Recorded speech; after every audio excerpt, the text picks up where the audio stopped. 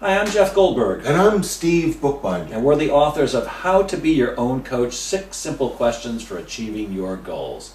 And at this time of year, it's March right now, a lot of people are thinking, Steve, that they set a goal or they had a New Year's resolution and by now it's already gone. So what can people do so that they don't blow their goals, so that they actually achieve them? You know what? I think you really shouldn't be surprised if you haven't accomplished your New Year's resolution. I mean, look at the pattern typical of New Year's resolutions. On sometime around New Year's, you say, from now on I'm going to do, or I'm going to stop doing, and then something right off the bat goes wrong, and it's usually on New Year's Day. How many times do you have a New Year's resolution and you went, well, gee, I just realized that New Year's Day is really a kind of a relaxing day. That's not a good day to do anything that requires discipline. January 2nd or 3rd, however that, maybe 4th. And all of a sudden... For me, that's usually stop drinking. Right. New Year's Eve, I drunk so much that I'll stop drinking, except... You're right, it's a dead day on January 1st, so we might as well do a little bit of drinking, get rid. Yeah, exactly right. It's very hard to. And then the other part is, whatever you're going to do or not do, let's say you're going to give something up, you've got to now have something to fill the place. Let's say you're going to start doing something, you've got to now displace something that was there. So all of a sudden, adding any one thing into your life, it's not going to work unless you have planned out how everything else is going to be affected. So what can people do if they've got a goal? They've decided, here's something I'm going to do. Let's use weight loss as an example because that's what so many people are interested in. What can people do to make sure they actually get going and, like you say, get it going and keep it going? You know what I think? I think the most important thing is to think about why do things tend to go wrong and how hard is it to keep it going right? And if you take it from that point of view and you say to yourself, you know what, it will absolutely fail unless I have every base covered. So let me just set it up.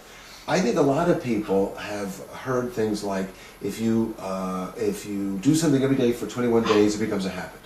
Yeah, I waited my whole life. I waited my whole life to be lifted off my bed in a cloud of habit that I just couldn't help myself from doing all those things. What I've learned is every day is a decision. Every time it's tough. And there's always going to be an obstacle. And so if weight loss, for example, is your goal, you've got to say to yourself, what happens when I reach into the refrigerator and there's not healthy choices? Or, what do I do when I have no healthy choices and I'm starving? Either what am I going to do to prevent that from happening, like always carry a whatever piece of celery on me or whatever it is, or how am I going to deal with that? And so the anticipating in advance the failure point and anticipating in advance what the solution is going to be, so that we're not assuming that we'll never get hungry or that our willpower will carry us through. Assume our willpower will not carry us through. And say to ourselves, what will my choice be? Let me make the choice now rather than when I'm really starving. So I'll give you an example. When I go through an airport, it's frequently the case that I'm hungry and the choices are very meager or not to my liking. I never travel anywhere, even if I'm in first class, without some food. I'm like an executive refugee in that respect. I always carry some food. Kind of like a squirrel with a... Yeah, a little bit, just in case. I'm never without. I think something else that people can... I think what you can do is, even if your goal is a large one, we think your goals should be large. They should be something that really get you out of bed in the morning and get you excited. I think that you really have to break them down into smaller parts. And let's stick with weight loss, for example.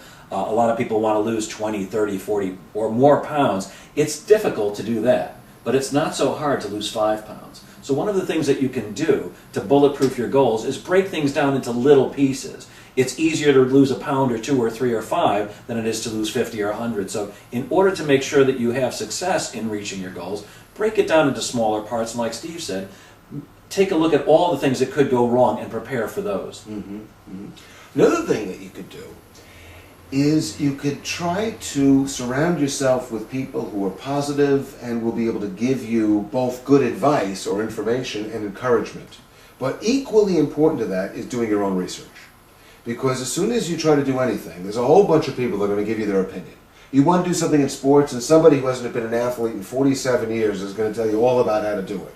And you're going to sit there going, gee, they're 80 pounds overweight and look like they haven't exercised in 47 years. I don't know if I should... You might as well not bother. Yeah, but on the other hand, they sound so credible. And it's, weight loss and exercise is one thing, but a lot of times in life people give you advice about things. And so you need to be able to sift through all that advice and pick out the thing that's valuable. But if you can surround yourself with people who can actually give you helpful advice so that you learn more and more about it, it's very important. Because if you think about it, if you're going to do something bigger, bolder, better, and different than you've ever done, you've never done it. By definition, you've never done it. So you don't know how to do it because you've never done that. So talking to people who've done whatever it is you're trying to do, is a very helpful thing, and I think it encourages you and also lets you know that there really is a road. It is maybe not the same road that I'm going to take, but there is a way to get there, and I think it's encouraging. I think you're right. People tend to want to keep you down like them, and it's far more likely that you'll achieve your goal if you can find some people who will be supportive no matter what. I'm betting that Thomas Edison, when he was trying to invent the light bulb, had a lot of people saying, "You're crazy. This is never going to work." And the story goes, I think it took him 10,000 tries or 1,000 tries or whatever the number. It was some immense number. And if it was 1,000 on the 999th try, he never gave up. But I'm sure there were a lot of people saying, "Stop this foolishness." So you want to make sure that you are surrounded with people that will really support you in your goal, and you want to get rid of all the people who are the naysayers, because your goal is the most important to you, and you want people who will support you in that trip. Yeah. Now you said something that's very important, though. Really? Yeah, very important. That's so unusual. Yes, who would have guessed? Tell me what it is. You're doing something a bunch of times like the Edison trying to invent a light bulb story, and certainly a very smart people might have advised him to already just stop already, that he's wasting valuable time and resources. Most of them probably candle makers. Yeah, probably. They were very big on that. And so you know it's true that if you keep going and you don't stop, you'll be successful. You also know it's true that sometimes you need to recognize when something is not working and make an adjustment. And so I think the answer is always be making an adjustment, but improving. So how do you do that? Well, you gotta have some way of tracking what you're doing.